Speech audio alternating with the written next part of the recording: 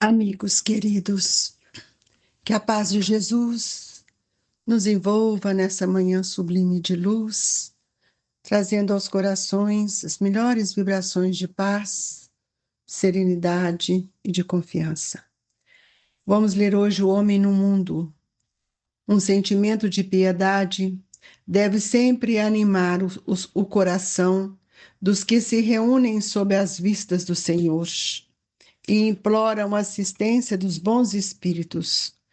Purificai, pois, os vossos corações. Não consintais que neles demore qualquer pensamento mundano ou fútil. Elevai o vosso espírito àqueles por quem chamais, a fim de que, encontrando em vós as necessárias disposições, possam lançar em profusão a semente que é preciso germine em vossas almas e dê frutos de caridade e de justiça. Não julgueis, todavia, que exortando-vos incessantemente a prece e evocação mental, pretendamos vivais uma vida mística que vos conserva fora das leis da sociedade, onde estáis condenado a viver. Não, vivei com os homens de vossa época, como devem viver os homens.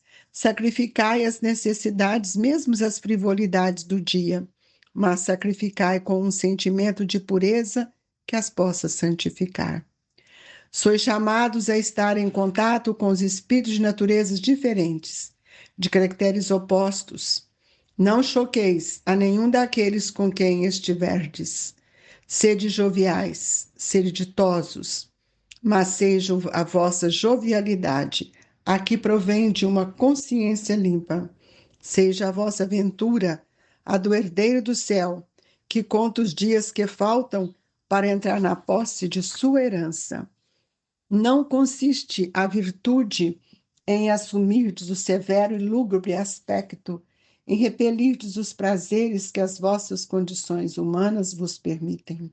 Basta, reportei todos os atos da vossa vida ao Criador, que vô-la deu.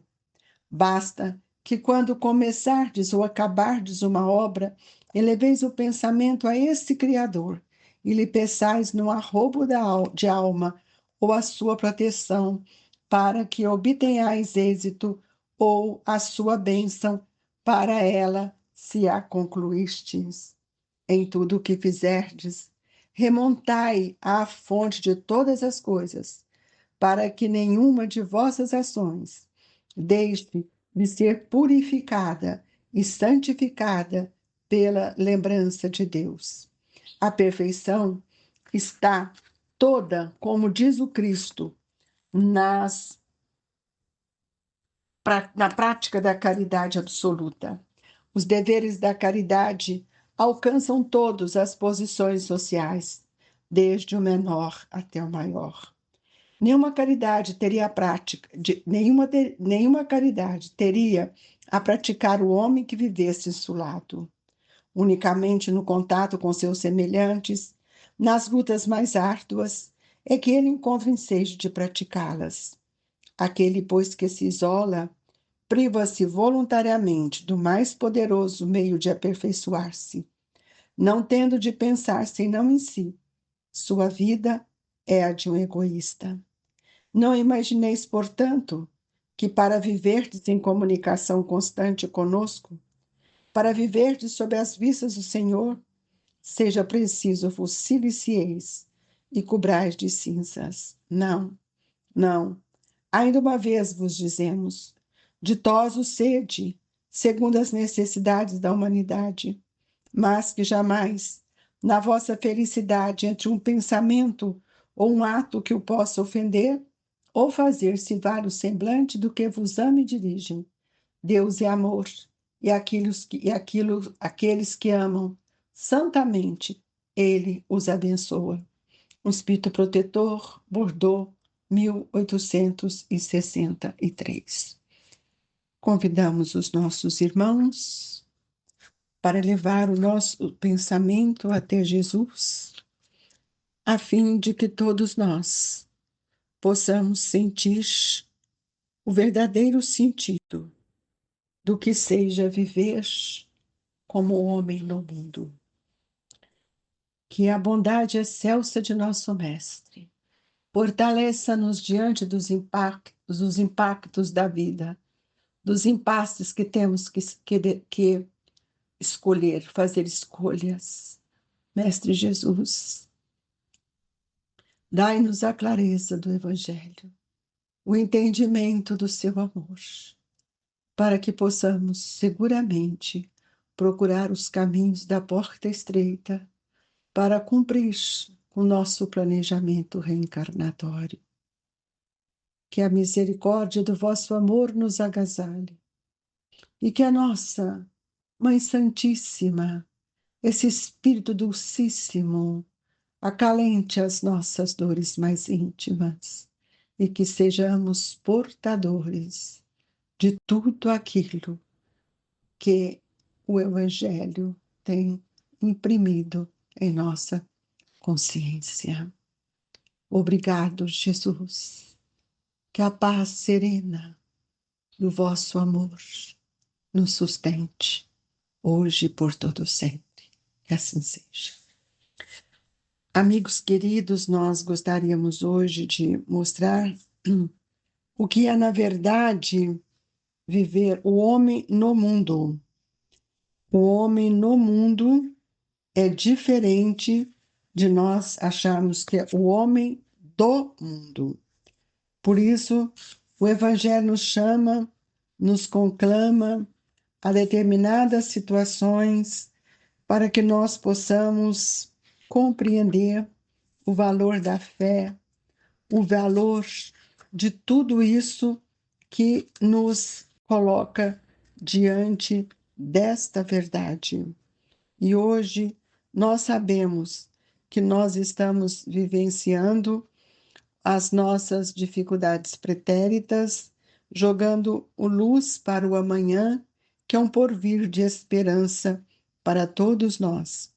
Nós estamos sendo convidados a prestar conta de todo o nosso mandato terreno, para que nós possamos compreender que as oportunidades que a reencarnação nos traz é para justamente dissolver as mágoas, para que nós possamos modificar os nossos sentimentos, a fim de que nós possamos ver que o tempo tem nos auxiliado a transformar os nossos pensamentos e o ideal. E o que é o tempo? Muitas vezes nós falamos do tempo sem compreender esse tempo. O tempo é como a luz solar, é concedida a todos nós, todos em parcelas iguais, e nós é que vamos fazendo as nossas obras de forma diferente. Por isso, nós precisamos saber a importância do bem em nossa vida. E é por isso que um sentimento de piedade deve sempre animar o nosso coração, para que nós possamos purificar todas essas mazelas que carregamos conosco, especialmente aquelas que configuram nessa personalidade, com o intuito de que a gente possa lutar para modificá-la. E é por isso que todos temos sido convidados a elevar o nosso pensamento a Deus, chamando-o como um Pai amoroso para nos sustentar, para nos fortalecer, para que possamos regar com muito amor as sementes trazidas por Jesus, a semente da verdade, para que ela germine em nossas almas e possa dar frutos de caridade e de justiça. Este é um dos nossos papéis, é o papel do homem no mundo, reconhecendo que a caminhada se faz temporariamente, nesse tempo que nos é programado para aqui estarmos. E nesse tempo somos convidados a não julgar os nossos irmãos, mas muitas vezes buscar na prece todo aquele valor que ela vai nos dar para sustentar. Não é ficar na contemplação e não a meditação que não me transforma. Muitas vezes, quando falamos da prece, de exortar toda essa evocação mental, muitas pessoas acham que isso é ter uma vida mística. Muito pelo contrário, nós não podemos sair da lei de sociedade, onde estamos convidados a viver, viver com as nossas diferenças. Todos nós que somos espíritos que estamos reencarnados, devemos viver aqui como homens, mas desenvolver em nós a fraternidade, retirando de nós as frivolidades, muitas vezes com pensamentos tão frívolos que nós não conseguimos a compreender o valor dos sentimentos de pureza que vai nos santificar ou vai nos alinhar diante da proposta de Jesus. Nós todos somos chamados a estar em contato com espíritos diferentes, a partir de nossa família, do âmbito do lar. Cada um de nós temos caracteres pessoais diferentes. Então, nós não podemos criticar, não podemos julgar, porque nós não sabemos quais são as provas deste espírito, quais foram as nossas escolhas.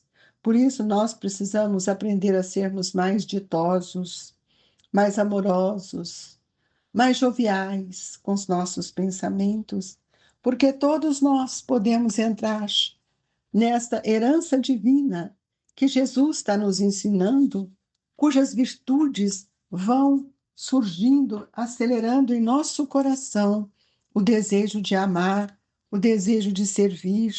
E é por isso que nós vamos ver que o Evangelho nos disse: quando começardes ou acabardes uma obra, eleveis o pensamento a esse Criador e lhe peçais, num arroubo da alma, ou a sua proteção para que obtenhais êxito, ou a sua bênção para ela, se a concluíste. Amigos queridos, todos nós estamos sendo convidados a buscar dentro do nosso coração esta obra divina que fará com que nós possamos compreender as oportunidades que Deus tem nos concedido. É preciso sair dessas situações que o mundo nos convida. Que situações nós estamos nos referindo?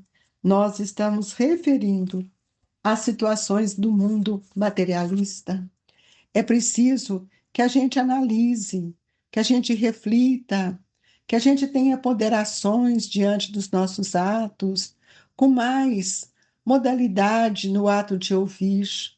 Quanto precisamos aprender a ouvir, e nós vemos que é indispensável que cada criatura esteja sempre disposta a identificar o sentido das vozes, sugestões e situações que o rodeiam.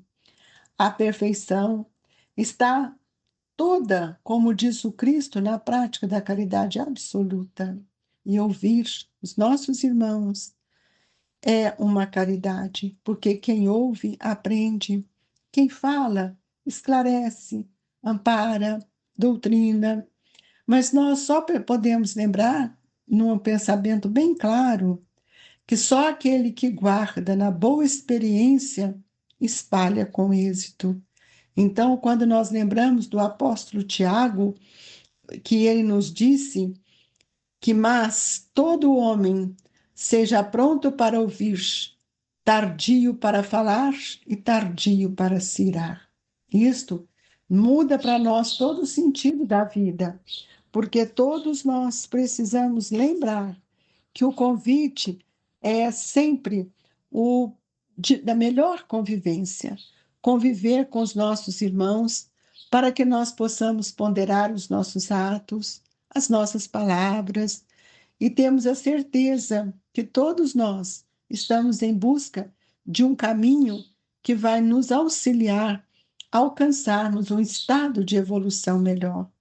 Nós sabemos que a perfeição, ela está toda, como disse o Cristo, na prática da caridade, mas nós precisamos saber também reconhecer, queridos irmãos, que os deveres da caridade alcançam todas as posições sociais, desde o menor até o maior. Isso é importante, porque muitas vezes a gente não lembra ou a gente não sabe que nas casas onde nós encontramos aqueles irmãos que aparentemente têm uma posição social boa, que têm o dinheiro, muitas vezes nós esquecemos de que aquele irmão também tem um vazio no seu coração. Amigos queridos, nós precisamos saber que a caridade é esse influxo divino que sai de nós para auxiliar o outro. E nosso olhar, muitas vezes, ainda se prende à caridade material, mas nós precisamos saber que todos os nossos contatos com os nossos semelhantes, nas lutas de cada dia, nas trocas dos nossos sentimentos, é que nós vamos melhorando, nos aperfeiçoando, trazendo para nós um novo olhar, um novo brilho, privando muitas vezes das facilidades que o mundo nos oferece para sentir a dor do nosso irmão. E nós não imaginamos, para viver em comunhão constante, para vivermos sob as vistas do Senhor, seja preciso vos silicieis e cobrais de cinza. Não, não é assim. Muitas vezes eu não tenho que entrar nesse processo de me diminuir, de sofrimento. Nós sabemos que ditosos serão todos aqueles que têm necessidade de contribuir com a humanidade, mas que jamais na nossa felicidade entre um pensamento ou um ato que o possa ofender. É preciso que a gente entenda que o amor ameniza dentro de nós todos os sentimentos contrários ao bem. E é preciso que a gente possa recorrer sempre ao Evangelho que nos mostra, e nós lembramos de uma passagem de Atos, no capítulo 19, versículo 11, quando ele diz assim: E Deus, pelas mãos de Paulo, fazia maravilhas extraordinárias. Mas Deus também pode fazer por nossas mãos maravilhas extraordinárias. Então, muitos de nós ainda achamos tão imperfeitos, tão distante, deixa as grandes oportunidades, especialmente do lar, para que a gente possa fazer algo diferente, algo que alimente, algo que sustente. E o Evangelho nos ensina que nós precisamos afastar de uma vez por todas do pensamento de zombaria, das aflições doentias e das pedradas que muitas vezes ainda lançamos para o outro.